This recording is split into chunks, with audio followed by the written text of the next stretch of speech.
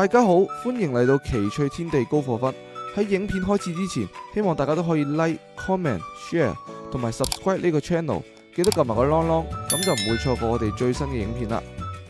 大家好啊！咁今集咧又係呢個由野狐18級去到3段嘅系列啦。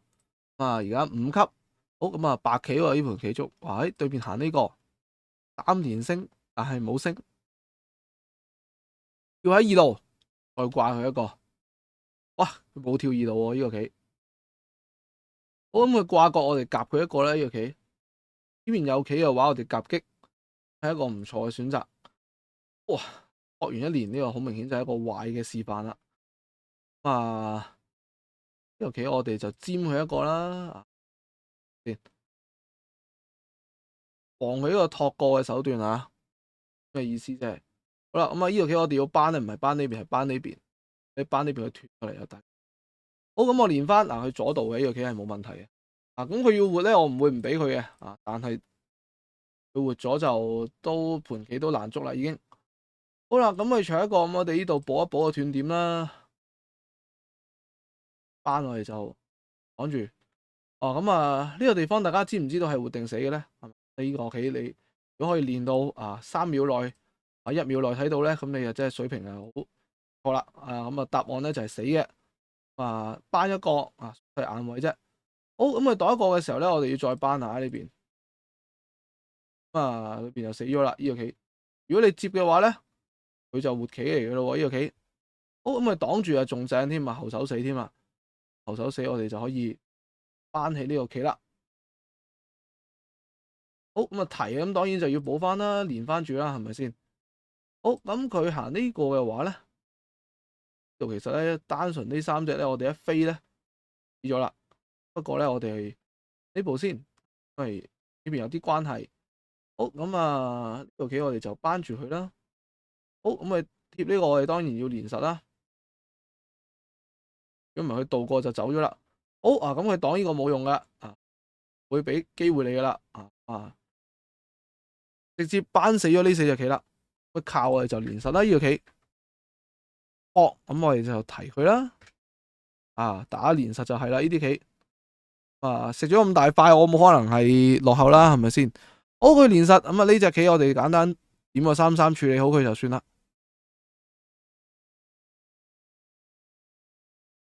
擋咁爬啦。咁雖然領先好多啦，咁但係我棋盤都仲係好大嘅，係咪先？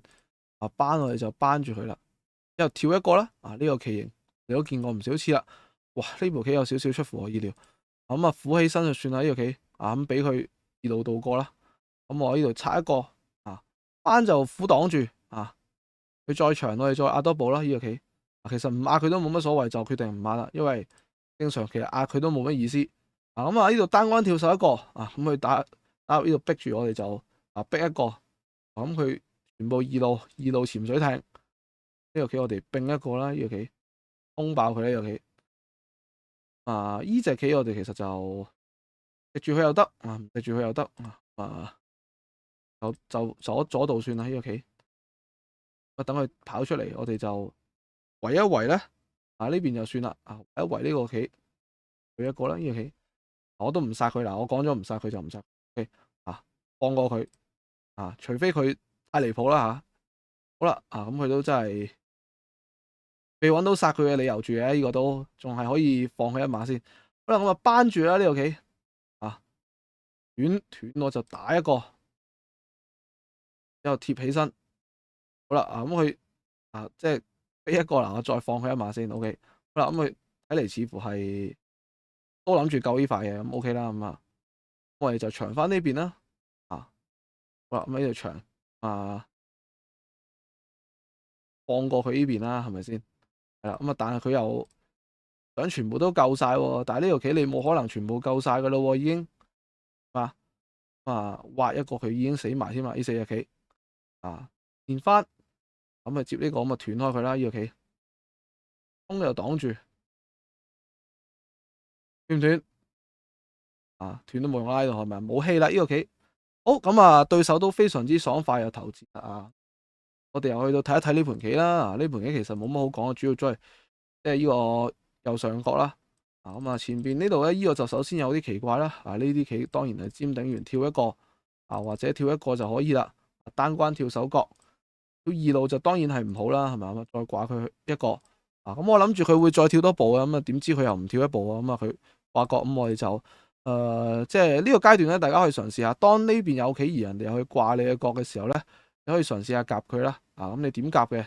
多數都係一間低夾啦。小目多啲玩法，咁但係呢個原理就係希望可以兩邊都行出，即係比如佢跳一出嚟嘅時候，我哋兩邊都行到啦。即係如果對面唔識搞你呢隻棋咧，咁你其實就好容易就着數咗噶啦。咁佢拖一個，咁當然呢個棋拖完，其實應該係連班啦。呢個棋應該係或者係呢個啦。咁呢個棋係唔可以立或者接嘅，即係立或者接就唔好啦。咁所以呢個棋點講咧？其實正常就跳一個啦，係咪？咁佢跳你就飛一個，呢個定式以上。呢個棋咁當然我有其他行法嘅，白棋最後咁或者呢個棋點3-3啦，係嘛？都係一個嘅行法啦。咁樣咁但係實戰托完呢個接就唔好啦。逼一個呢個棋佢因為托完之後幫我加強咗隻角但係只係根據佢哋係唔足夠係安定嘅，咁佢之後跳出嚟嘅啫。呢度尖一個，其實佢跳應該跳呢邊啊。